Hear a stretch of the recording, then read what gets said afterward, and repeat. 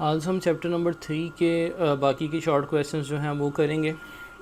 इसमें सबसे पहले है 3.8, find the change in momentum for an object subjected to a given force for a given time and state law of motion in terms of momentum. बहुत simple question है, ये हमने already chapter के अंदर भी किया हुआ है।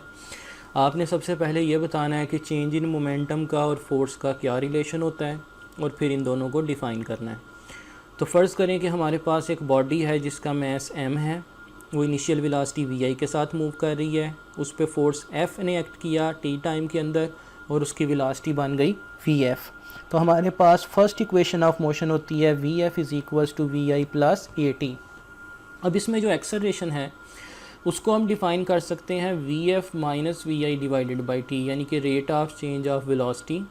और अगर हम न्यूटन का सेकंड लॉ इस्तेमाल करें which is F is equals to m a, तो हम यहाँ पे जो है वो पुट कर सकते हैं ए की वैल्यू।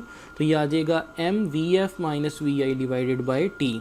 अगर m को हम अंदर दोनों साइड्स पे मल्टीप्लाई करें तो ये बन जाएगा m v f minus m v i divided by t, या फिर इसको हम लिख सकते हैं final momentum minus initial momentum divided by t. तो फोर्स का और मोमेंटम का क्या रिलेशन होगा कि when force applied on a body it is equal to the rate of change of momentum of the body. Next है 3.9, define impulse and show that how it is related to linear momentum. तो impulse की सबसे पहले definition हमने देखी हुई है कि when a large force acts on a body for very short interval of time then the product of such a force and time is called impulse। जब किसी भी बॉडी के ऊपर एक बड़ी फोर्स थोड़े टाइम के लिए एक्ट करती है तो जो फोर्स का और टाइम का प्रोडक्ट है उसको हम कहते हैं इम्पल्स। जैसे इम्पल्स का जो है वो फार्मूला बनेगा फोर्स मल्टीप्लाइड बाय टाइम, यानी कि F multiplied by delta t. तो अगर हम इसको जो है वो लिखें F multiplied by delta t तो वो किसके बराबर होता है m v f minus m v i के। तो यहाँ से हमारे पास इम्पल्स किसके बराबर आ जाएगा M multiplied by delta we. यहाँ से वी एफ़ माइनस वी आई किसके बराबर आ गया डेल्टा वी के, यानी कि इम्पल्स किसके बराबर होता है चेंज इन मोमेंटम के। नेक्स्ट है जी 3.10, state the law of conservation of linear momentum.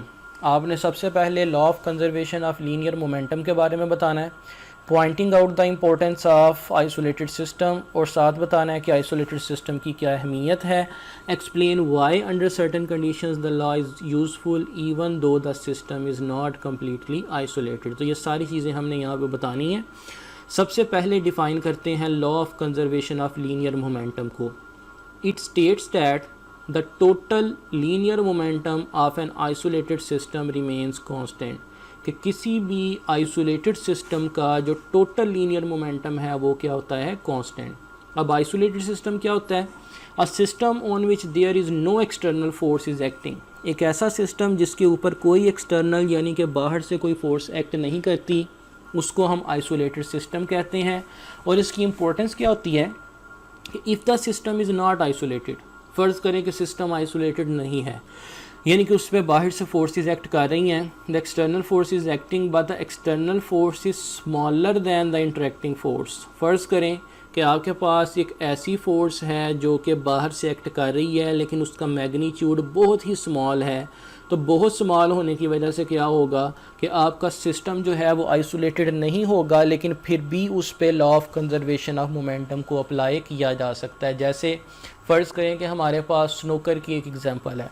अगर किसी भी रूम के अंदर स्नूकर की बॉल्स पड़ी हुई हैं और वो आपस में टकराती हैं और फ़ैन भी चल रहा है, अब जाहिर सी बात है कि हवा जो है, एयर जो है वो उन बॉल्स के ऊपर भी एक्ट करेगी, लेकिन चूँकि एयर की फ़ोर्स का उन हैवी बॉल्स के ऊपर कोई असर नहीं होता तो इसका मतलब है कि उससे law of conservation of momentum जो है वो वैलिड रहेगा, वो उस पर अप्लाई होगा इवन कि आपका सिस्टम जो है वो कम्प्लीटली आइसोलेटेड नहीं है। नेक्स्ट है 3.11, explain the difference between elastic and in elastic collisions. आपने बताना है कि इलास्टिक और इन इलास्टिक कोलिजन्स के अंदर जो है वो क्या डिफरेंस होता है। Explain how would a bouncing ball behave in each case. साथ आपने ये बताना है कि हर केस में एक बाउंसिंग बॉल जो है वो कैसे बिहेव करेगी। And give plausible reasons for the fact that kinetic energy is not conserved in most cases. और साथ आपने ये भी बताना है कि काइनेटिक एनर्जी जो है वो ज़्यादातर केसेस में क्यों नहीं कंजर्व रहती। तो सबसे पहले elastic collision, the collision in which the kinetic energy remains constant. कोई भी ऐसी कोलिजन जिसमें सिस्टम की काइनेटिक एनर्जी जो है वो कांस्टेंट रहती है, उसको हम क्या कहते हैं, इलास्टिक कोलिजन। जैसे फ़र्ज़ करें कि दो बॉल्स आपस में टकराती हैं और टकराने के दौरान अगर उनकी किसी भी तरह की जो है वो काइनेटिक एनर्जी लॉस नहीं होती तो हम उसको क्या कहते हैं, elastic collision. If the bouncing ball comes back to the same height after bouncing then no kinetic energy is lost and the collision is elastic। अगर फ़र्ज़ करें कि हम किसी भी बॉल को ज़मीन पे मारते हैं तो जितनी हाइट से हम उसको अगर नीचे गिराते हैं वो वापस अगर उतनी ही हाइट पे आ जाती है, तो इसका मतलब है कि किसी भी तरह की उसके अंदर एनर्जी वेस्ट नहीं हुई, तो हम कहेंगे कि उसकी कोलिजन इलास्टिक है। इसके मुकाबले में इन इलास्टिक कोलिजन क्या होती है, the collision in which the kinetic energy does not remain constant. एक ऐसी कोलिजन जिसमें काइनेटिक एनर्जी कांस्टेंट नहीं रहती, उसको हम इन इलास्टिक कोलिजन कहते हैं। If the bouncing ball does not return to same height after bouncing then kinetic energy is lost. अगर फ़र्ज़ करें कि हम किसी भी बॉल को जो है वो ज़मीन पे फेंकते हैं और वो टकराने के बाद वापस उतनी हाइट पे नहीं आती, तो हम कहेंगे कि काइनेटिक एनर्जी में कमी आई, काइनेटिक एनर्जी जो है वो ज़ाया हो गई। तो इस केस में हम कहेंगे कि उसकी कोलिजन कौन सी थी, इन इलास्टिक।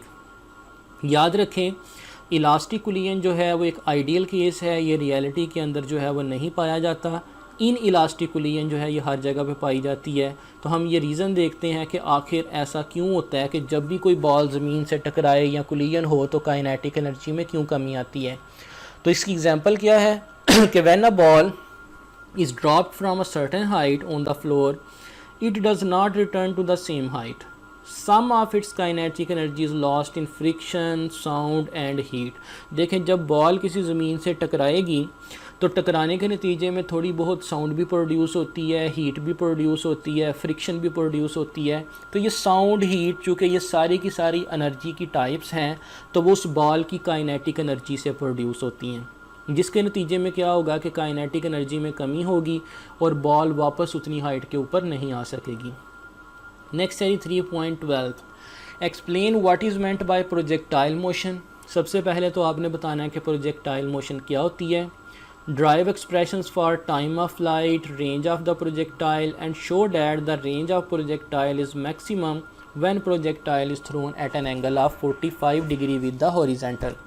तो ये सारी चीज़ें आपने बतानी है। सबसे पहले देखते हैं कि what is projectile motion। Projectile motion is the two-dimensional motion under constant acceleration due to gravity. ये हमने इसकी डेफिनेशन जो है वो ऑलरेडी पढ़ी हुई है कि किसी भी बॉडी की जो टू डायमेंशनल मोशन होती है under constant acceleration due to gravity, उसको हम कहते हैं projectile motion. When the object is thrown at some angle with horizontal then its moves under direction of gravity. जब हम किसी भी ऑब्जेक्ट को हॉरिजेंटल डायरेक्शन में किसी एंगल के ऊपर फेंकते हैं तो उस केस में जो है वो ग्रेविटी की वजह से मूव करता है। It is called projectile and the curve path followed is called trajectory. तो उसको हम प्रोजेक्टाइल कहते हैं उस ऑब्जेक्ट को, और उसके पाथ को हम कहते हैं ट्रिजेक्ट्री। जैसे इसकी एग्जांपल है missile fired from a launching pad.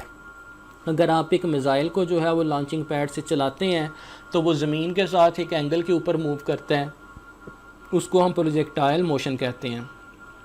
Next हमने ये देखना है कि इसका टाइम ऑफ फ्लाइट कैसे निकालते हैं।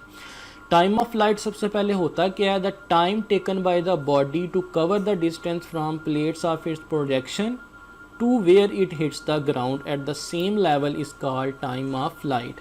तो हम जो है वो टाइम ऑफ फ्लाइट को डिफ़ाइन करेंगे कि जब आप किसी भी ऑब्जेक्ट को थ्रो करते हैं तो जिस पॉइंट से वो चलता है और जिस पॉइंट पे वो जाके गिरता है यानी कि टकराता है, उन दोनों के दरमियान जो टोटल टाइम लगेगा उसको हम कहते हैं टाइम ऑफ फ्लाइट। इसको हम जो है वो ड्राइव भी कर सकते हैं। और आपकी आसानी के लिए मैं बता दूं कि ये डेरिवेशन एग्जैक्टली वही है जो कि ऑलरेडी हमने चैप्टर के अंदर भी पढ़ी हुई है। जैसे हमने सेकंड इक्वेशन ऑफ मोशन का इस्तेमाल किया, S is equals to VIT + 1/2AT²। उसके बाद हमने A को रिप्लेस कर दिया G के साथ। अब देखें, चूँकि बॉल सेम लेवल पे हिट कर रही है तो डिस्टेंस उसका हॉरिजेंटल होगा 0, इनिशियल वेलोसिटी होगी इसकी इनिशियल वर्टिकल वेलोसिटी के बराबर, जो कि होगी वी आई साइन थीटा। तो ये वैल्यू अगर हम यहाँ पे पुट करते हैं तो ये आ जाएगा 0 इज़ इक्वल्स टू, यानी कि एस की जगह पे 0 आ गया, वी आई की जगह पे वी आई साइन थीटा आ गया, और जी के साथ आएगा माइनस का साइन, क्योंकि बॉडी अपवर्ड जा रही है।